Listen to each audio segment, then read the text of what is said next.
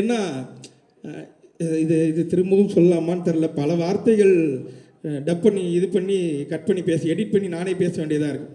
ஏன்னா இதுக்கு முன்னாடி இந்த மனுஷன் வந்து இந்த படத்தில் போடும்போது அஸ்வத் ப்ரோ வந்து ரீஇன்ட்ரடியூசிங் அப்படின்னு போட்டார்.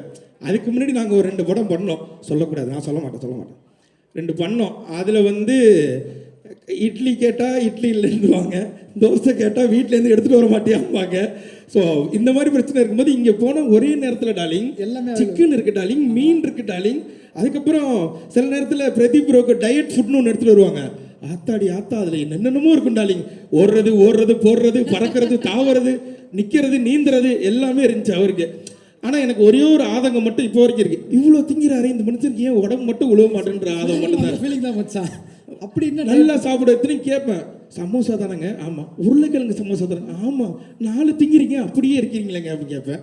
ஆனால் தெரில, அவர் வந்து ஒரு மாதிரி பாதி நேரங்களில் எங்களுக்கு குருவாக இருந்தார், பாதி நேரங்களில் நல்ல ஃப்ரெண்டாக இருந்தார்.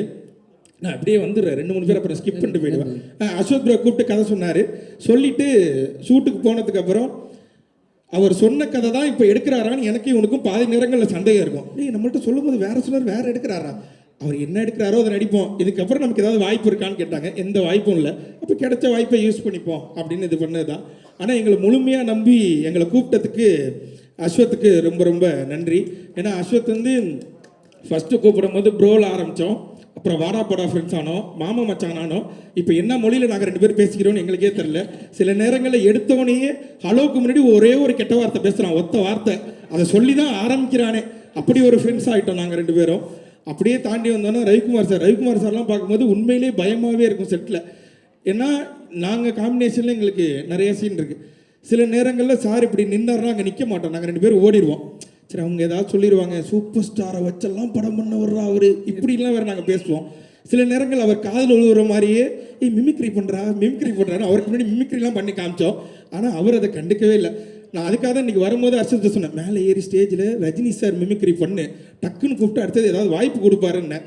முதவி மறந்துட்டு போயிடுச்சு, பரவாயில்ல, தேங்க்யூ. அதனால் ரவிக்குமார் சார்லாம் உண்மையிலே நம்ம வெளியிலேருந்து நம்ம ஒன்று பார்க்குறோம், காமன் மேனாக நம்ம ஒன்று பார்க்கும்போது எவ்வளோ பெரிய லெஜெண்ட்டு அப்படின்னு ஒன்று இருக்கும். ஆனால் இந்த படத்தில் பார்க்கும்போது அப்படி இல்லவே இல்லை. அவர் ரொம்ப கூலாக ரொம்ப ஜாலியாக எல்லார்ட்டையும் நல்லா பேசிகிட்டு இருந்தாங்க. பார்க்கும்போது உண்மையிலே பெருமையாக இருந்தது. நான் எங்கள் அப்பாட்ட ஃபோன் பண்ணி சொன்னேன், அப்பா நீ என்னை படையப்பா படத்துக்கு கூப்பிட்டு போனில்ல, ஆமாம் அதோட டேரக்டர்லாம் இருக்காருப்பா இங்கே அப்படின்லாம் சொன்னேன். எங்கள் அப்பா நம்ப மாட்டேன்ட்டார். அவர்கிட்ட நான் கடைசியாக ஒரு ஃபோட்டோ எடுத்துக்கணும், இந்த ஸ்டேஜை சாக்க வச்சு கேட்டுக்கிறேன், சார் எனக்கு ஒரு ஃபோட்டோ மட்டும் கொடுத்துருங்க. எங்கள் அப்பா இன்னமும் நம்பலை, நான் படத்தில் நடிக்கிறேன்னா நீ என்கிட்ட வீட்டில் நடிக்கிறேன், இப்போ அங்கே போய் நடிக்கிறேன் அப்படின்னாரு. அவ்வளோதான். இதுக்கப்புறம் Pradeep bro full jolly. College படம், காலேஜில் என்னென்னலாம் பண்ணக்கூடாதோ அதெல்லாம் நாங்கள் அந்த காலேஜில் பண்ணோம், ஜாலியாக இருந்தோம்.